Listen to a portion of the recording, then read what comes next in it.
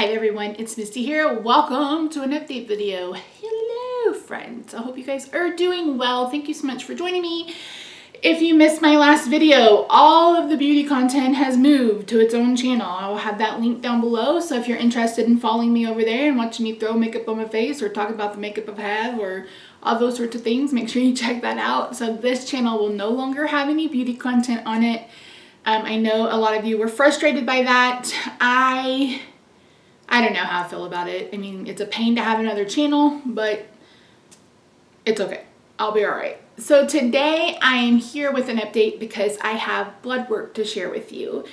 So I mentioned in the last update that I'd been off insulin for a couple of weeks. So I'm going to share with you what my numbers were a week ago. So my ketones were 1.3. If you follow me on Instagram, you've already seen this. My ketones were 1.3. Before I went to bed, my blood sugar was 117, and when I woke up, it was 136, and that was last Tuesday. That was last Wednesday.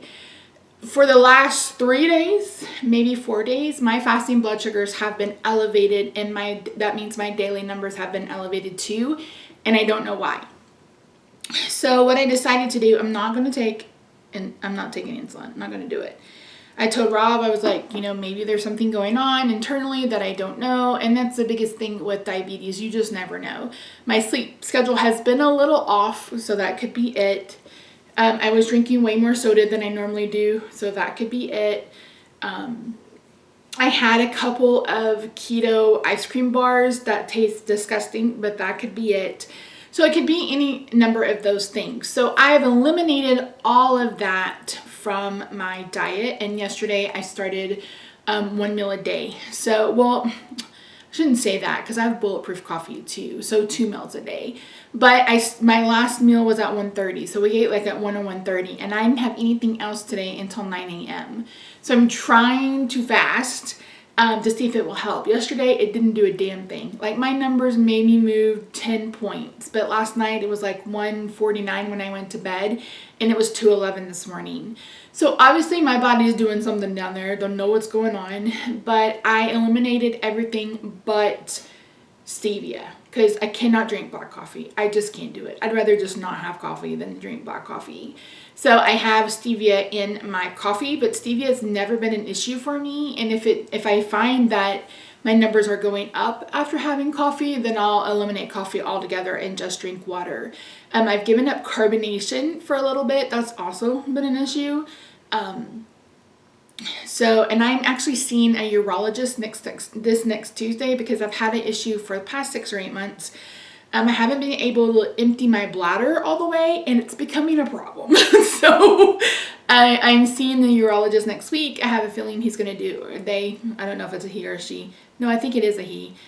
He'll probably do a bladder study where they empty you and they fill you up, and then they empty you and they insert a catheter. So yay, fun for me, getting to be that age, right, where things are just falling apart. So that's kind of where I'm at with the blood sugars. I told Rob, I was like, I'm not going to go back on insulin. I'm just not. My body's going through something. It could be, the artificial sweeteners that I had. So I've cut all that out, at least for the next 2 weeks, maybe until the end of the month. I'm going to give it 2 weeks. If I don't see any movement in any of my blood sugars, I'm going to have to take just a little bit of insulin. Because if I'm doing everything that I need to do diet wise, like what I'm putting in my mouth, then it has to be something else that is out of my control. The only thing I can control is when I go to sleep and what I put in my mouth. So I am doing very, very, very low carb for the most part. Yesterday I had taco salad and I put a little bit of lettuce and some pico de gallo on it. And one day last week I made the olive cheese bread. I had if I've had anything non-carnivore, it's been olives. Costco has a charcuterie, I don't know how to say that word. It was supposed to be meat and cheeses, but when Rob brought it home, it's just meat. And I'll insert a picture if I can remember. It's so good. So if you guys have a Costco near you, it's so good. So yeah, so things have crept up a little bit. I'm keeping an eye on it. I'm testing more often for sure. And like I said, at the end of the day, there's not much I can do. It's going to do what it's going to do, and I just have to be there for the ride. You know what I mean? So I'm going to share with you blood work, specifically my A1C and my cholesterol numbers.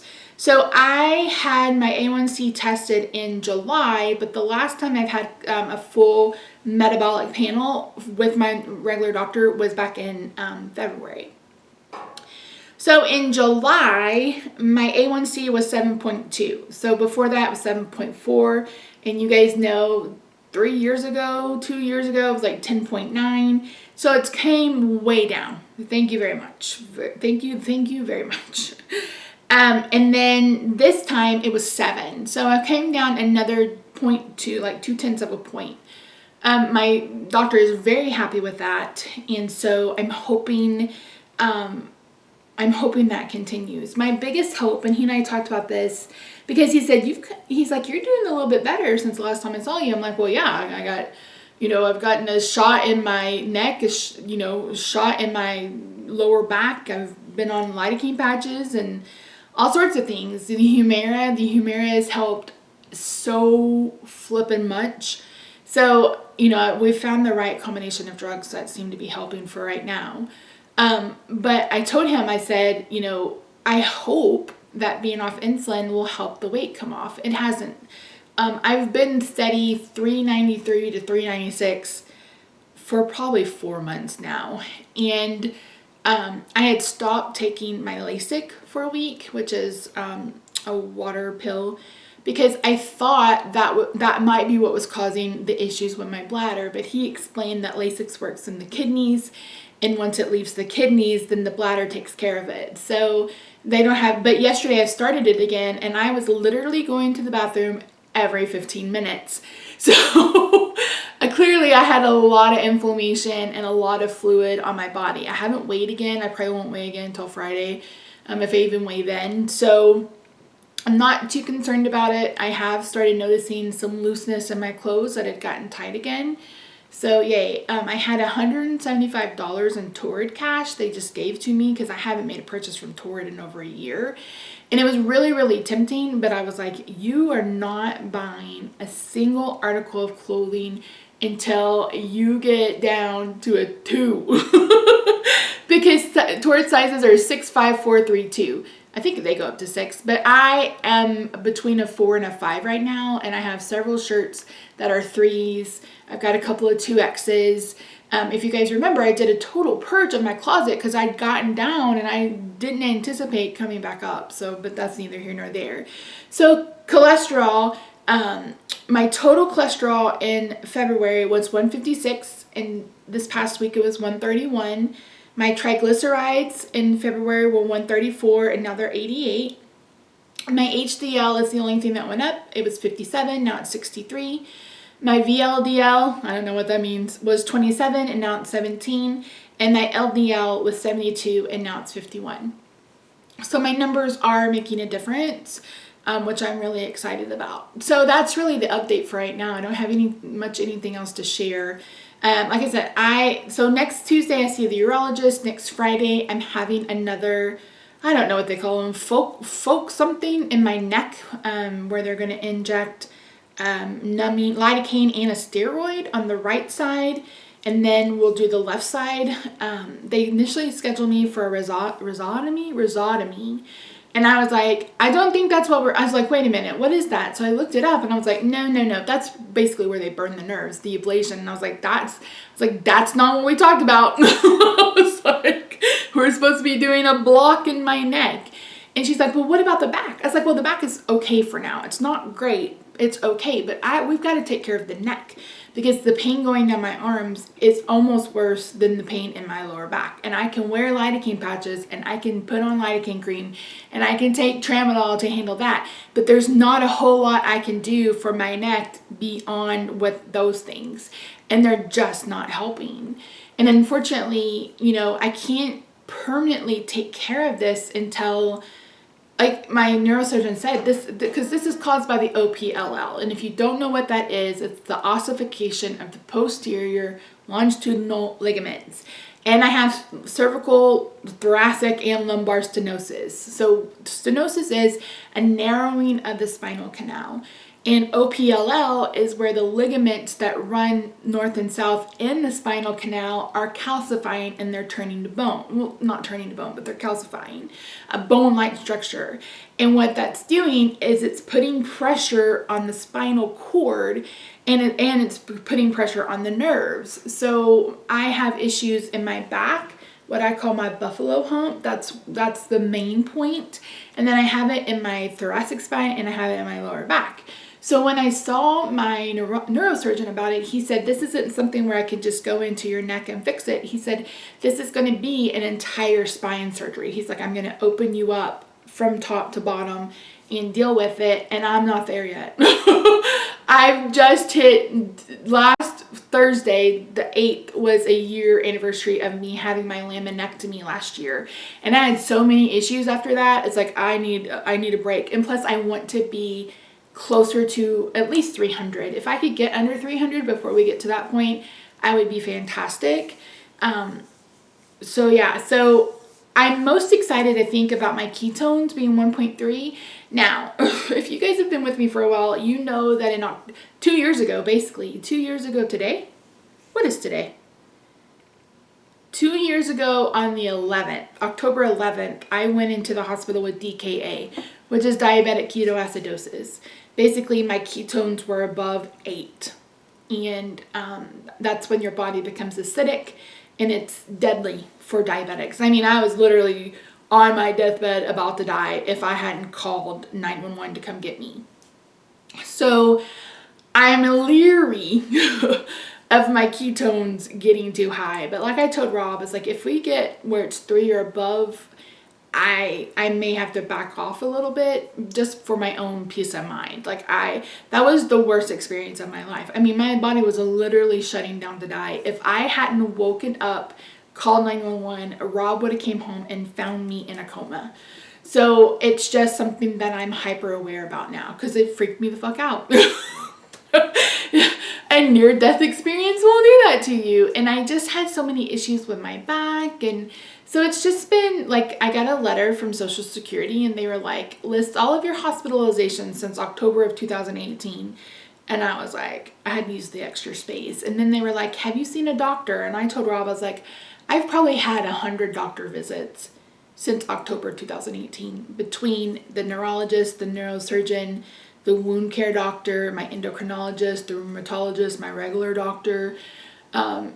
It's been a lot. It's been a lot. But my main goal, like I said, for this year was to get off insulin. And I'm going to stay off insulin. I'm just going to keep going.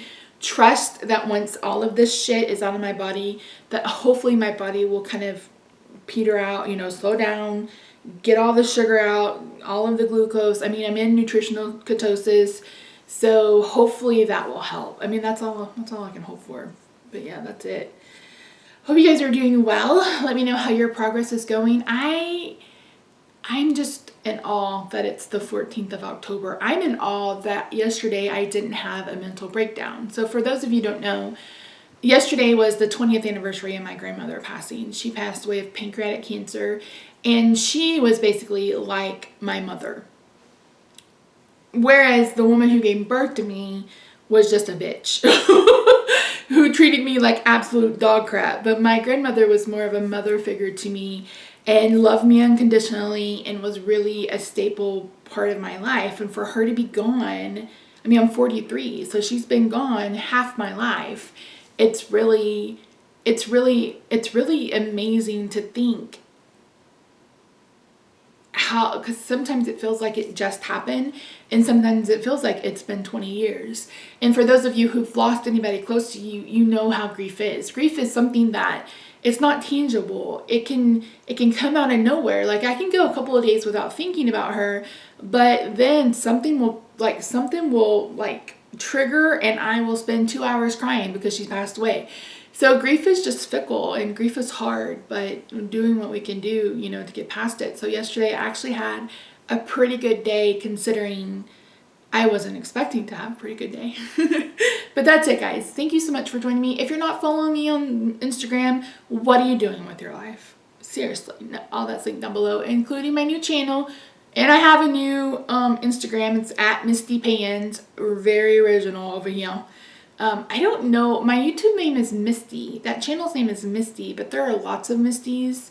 So again, I will have a direct link to that in the comment, or no, not in the comments, in the description box down below.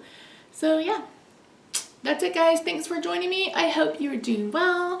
I'm going to shut up now, and I'll see you in the next one. Bye for now.